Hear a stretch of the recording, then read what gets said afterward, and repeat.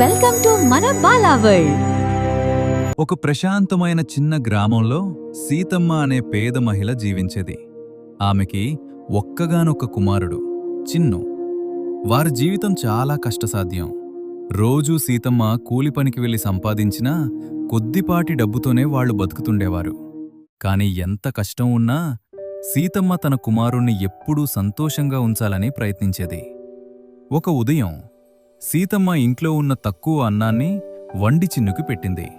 చిన్ను ఆహారం తినే ముందు అడిగాడు, అమ్మా, నువ్వు తినవా? సీతమ్మ మృదువుగా నవ్వుతూ చెప్పింది, నాకాకల్లేదు బాబూ, నువ్వే తిను. కాని నిజానికి ఆమె కడుపు ఆకలితో మాడిపోతుంది. కాని తన కుమారుడు కోసం ఆమె తన ఆకలిని మర్చిపోయింది. అలాంటి త్యాగాలతో రోజులు గడుస్తున్నాయి. ఒకరోజు చిన్ను స్కూల్కి వెళ్తుండగా మార్గం పక్కన ఒక వృద్ధుడు అలసిపోయి కూర్చునున్నాడు. ఆయన కళ్ళలో నిరాశ, ముఖంలో బాధ స్పష్టంగా కనిపిస్తున్నాయి. చిన్ను దగ్గరికి వెళ్ళి నెమ్మదిగా అడిగాడు, తాతయ్య, మీకేమైంది? వృద్ధుడు వేదనతో చెప్పాడు, బాబూ, 2 రోజులుగా నాకు తినడానికి ఏమీ దొరకలేదు. అది విన్న చిన్ను క్షణం ఆలోచించాడు. తన బ్యాగ్లో ఉన్న ఆహారం గుర్తొచ్చింది. అది తన అమ్మ ఎంతో కష్టపడి తయారు చేసిందని అతనికి తెలుసు. కాని ఆ వృద్ధుడి ఆకలి అతని మనసును కదిలించింది. చిన్ను ఎటువంటి సందేహం లేకుండా తన దగ్గర ఉన్న ఆహారం మొత్తం వృద్ధుడికి ఇచ్చేశాడు. వృద్ధుడు ఆశ్చర్యంతో అడిగాడు, బాబూ, నువ్వేమి తింటావు? చిన్ను చిరునవ్వుతో అన్నాడు, నాకింట్లో అమ్మ ఉంది, ఆమె మళ్ళీ తినిపిస్తుంది అని చెప్పి తన మార్గంలో వెళ్ళిపోయాడు. ఆ రోజు చిన్ను ఆకలిగానే ఇంటికి చేరాడు. సీతమ్మ అతని పరిస్థితిని గమనించి అడిగింది, బాబూ, ఎందుకు తినలేదు? చిన్ను జరిగిన విషయాన్ని పూర్తిగా వివరించాడు.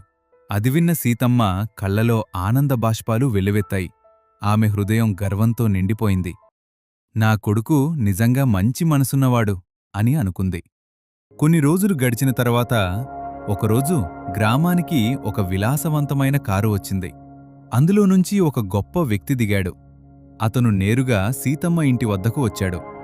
సీతమ్మ ఆశ్చర్యపడి అడిగింది, మీరెవరు? అతను స్నేహపూర్వకంగా నవ్వుతూ చెప్పాడు, కొన్ని రోజుల క్రితం మీ కుమారుడు నాకు సహాయం చేశాడు. అసలు విషయం ఏమిటంటే ఆ వృద్ధుడు నిజానికి ఒక ధనిక వ్యాపారి. మానవత్వం ఇంకా ఉన్నదా అని తెలుసుకోవటానికి అతను సాధారణ వ్యక్తిగా మారి తిరుగుతుండేవాడు. చిన్ను చేసిన నిస్వార్థ సహాయం అతన్ని ఎంతో ప్రభావితం చేసింది. అందుకే ఆ కుటుంబానికి సహాయం చెయ్యాలని నిర్ణయించుకున్నాడు. అతను సీతమ్మకు ఒక మంచి ఇల్లు, చిన్ను విద్య కోసం కావలసిన అన్ని సౌకర్యాలు మరియు వారి జీవితాన్ని మార్చే సహాయం అందించాడు. ఆ క్షణంలో సీతమ్మ ఆనందంతో కన్నీళ్లు పెట్టుకుంది. చిన్ను కూడా ఆశ్చర్యంతో తల్లివైపు చూశాడు. వారి కష్ట జీవితం అక్కడితో ముగిసింది. కొత్త ఆశలు, కొత్త ఆనందాలు వారి జీవితంలో ప్రవేశించాయి. నీతి: మనసుతో చేసిన చిన్న సహాయం కూడా ఒకరోజు అద్భుతమైన ఫలితంగా మన జీవితంలోకి తిరిగి వస్తుంది. ఈ కథ మీకు నచ్చితే తప్పక లైక్ చేయండి. ఇలాంటి మరిన్ని మంచి కథల కోసం మా ఛానల్ని సబ్స్క్రైబ్ చేసి బెల్ ఐకాన్ ఆల్లో పెట్టండి. మీ అభిప్రాయాన్ని కమెంట్లో తప్పక చెప్పండి. ధన్యవాదాలు.